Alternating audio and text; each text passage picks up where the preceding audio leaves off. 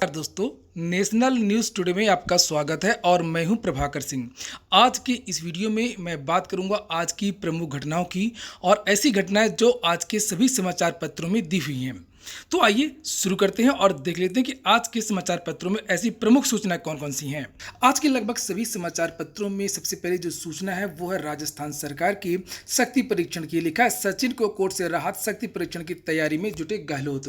लिखा हुआ है कि राजस्थान हाईकोर्ट ने सचिन पायलट और कांग्रेस के अन्य बागियों को राहत देते हुए मंगलवार को विधानसभा अध्यक्ष से कांग्रेस के बागी विधायकों के खिलाफ अयोग्यता नोटिस पर कार्रवाई 24 जुलाई तक टालने का आग्रह किया है।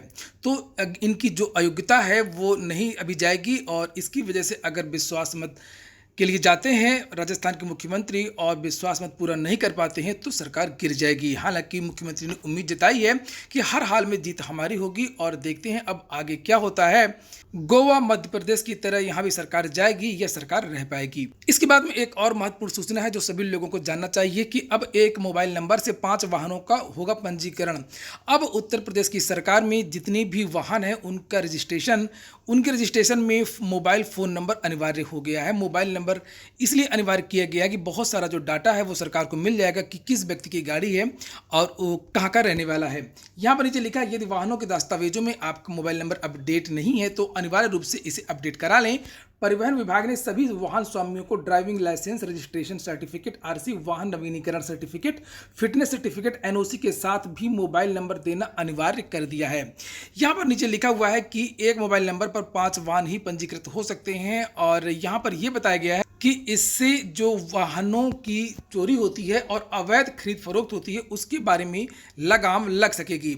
यहाँ पर लिखा है कि ARTO प्रशासन AK पांडे ने बताया कि मोबाइल नंबर अपडेट करते वक्त गाड़ी का number, engine number, chassis number आदि की ज़रूरत होगी। तो जिन लोगों के पास भी वाहन हैं वो अपना मोबाइल नंबर RTO ऑफिस में जा करके अपडेट करा लें ताकि सभी सूचनाएं आपके मोबाइल पर मिलती रहें। इसके अलावा आज के समाचार पत्रों में एक और सूचना है कि जेईई मेंस और जो NDA की परीक्षा है वो एक ही दिन होने वाली है, इसलिए विद्यार्थी परेशान न हो, ऐसा कहना है मानव संसाधन एवं विकास मंत्री का। उन्होंने एक ट्वीट किया है, लिखा है I have received representation from many students regarding the clash of dates JEE Mains with NDA. The matter has been examined. Students appearing in JEE Mains who could not update that they are also appearing in the NDA exam scheduled on 6 September should not worry. तो चिंता नहीं करनी चाहिए। 7 सितंबर को दोनों परीक्षाओं की जो डेट है वो बताई गई है, डेट बदली जाएंगी। आज के समाचार पत्रों में एक और सूचना है कि आज से हाईकोर्ट में सिर्फ ऑनलाइन सुनवाई होगी। इलाहाबाद हाईकोर्ट में बुधवार से कोरोना संक्रमण के बढ़ते प्रकोप के कारण सिर्फ वीडियो कॉन्फ्रेंसिंग के माध्यम से सुनवाई होगी। इसके लिए पहले से ऑफलाइन व ऑनलाइन नियम तय रहे हैं। इसके बाद में आज के समाचार पत्रों में बहुत सारी सूचनाएं कोरोना को लेकर के भी हैं। लिखा है कि संक्रमण की रफ्तार ने चिंता बढ़ाई, लखनऊ समेत 5 जिले सर्वाधिक प्रभावित। 15 दिनों में 2.5 गुना बढ़े कोरोना के सक्रिय मामले। यहाँ पर नीचे लिखा है प्रदेश में कोरोना वायरस के सक्रिय मामले पिछले 15 दिनों में 2.5 गुना बढ़ गए हैं। मरीजों की संख्या इतनी तेजी से बढ़ी है, जहां 15 दिन पहले एक दिन में 900 संक्रमित मरीज मिल रहे थे, वहीं अब प्रतिदिन 2000 तक मिलने लगे हैं। हालत यह है कि ठीक होकर घर लौटने वाले मरीजों की संख्या अब कम होती जा रही है। पहले के दौर में कोरोना से सर्वाधिक प्रभावित मेरठ, आगरा में हालत अब बेहतर है, लेकिन लखनऊ, कानपुर, गाजियाबाद, नोएडा में जो स्थिति है वो चिंताजनक है। और ये रहे उत्तर प्रदेश के जो टॉप जिले हैं, लखनऊ, कानपुर, गाजियाबाद, नोएडा और वाराणसी।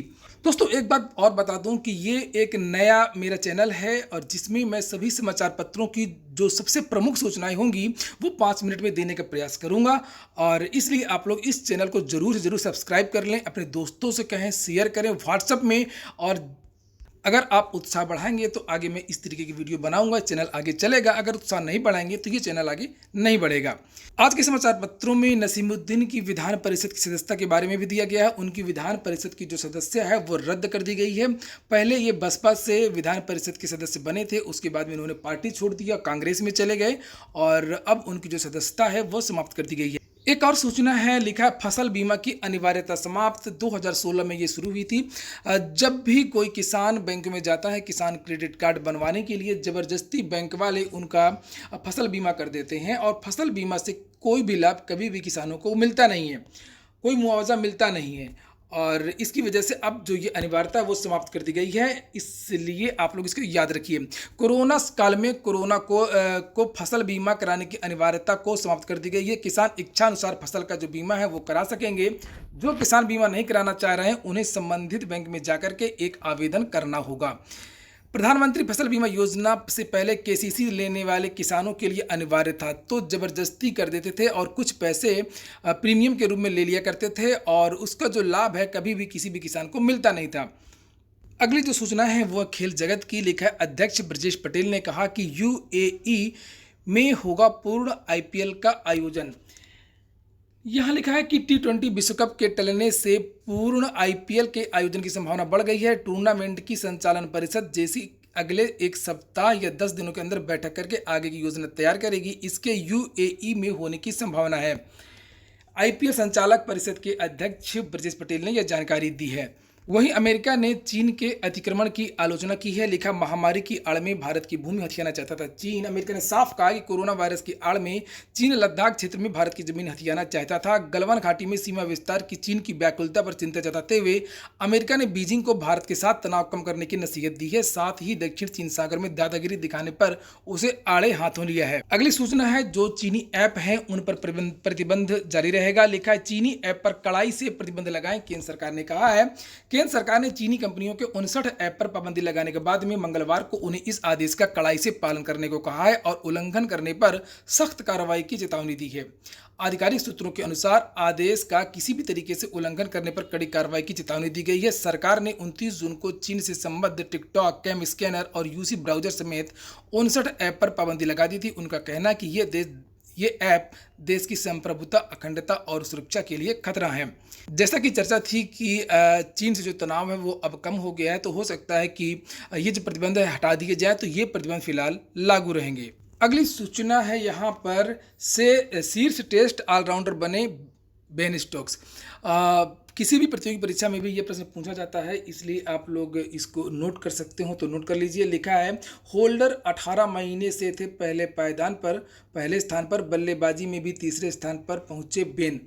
इंग्लैंड के star Ben Stokes old Trafford में दूसरे टेस्ट में अपनी टीम की जीत के दौरान शानदार प्रदर्शन की बदौलत वेस्ट इंडीज के कप्तान जेसन होल्डर को पछाड़ करके विश्व टेस्ट रैंकिंग में शीर्ष ऑलराउंडर बन गए हैं, जबकि अंतर्राष्ट्रीय क्रिकेट परिषद की टेस्ट बल्लेबाजों की रैंकिंग में भी कैरियर के सर्वश्रेष्ठ तीसरे स्थान पर पहुंच गए हैं। तो यहाँ पर ये देख सकते हैं कि जो 3 टेस्ट बल्लेबाज हैं वो कौन कौन से हैं। स्टीव स्मिथ पहले नंबर पर है, दूसरे नंबर पर विराट कोहली, तीसरे नंबर पर बेन स्टोक्स। अगर टेस्ट गेंदबाजों की बात करें तो पैट कमिंस हैं ऑस्ट्रेलिया के, नंबर 1 पर नील वैगनर हैं और तीसरे नंबर पर हैं जेसन होल्डर। फिर अगर ऑलराउंडर की बात करें तो सबसे नंबर 1 पे हो गए हैं बेन स्टोक्स, इंग्लैंड के हैं, और दूसरे नंबर पर जेसन होल्डर हैं और तीसरे नंबर पर रविंद्र जडेजा।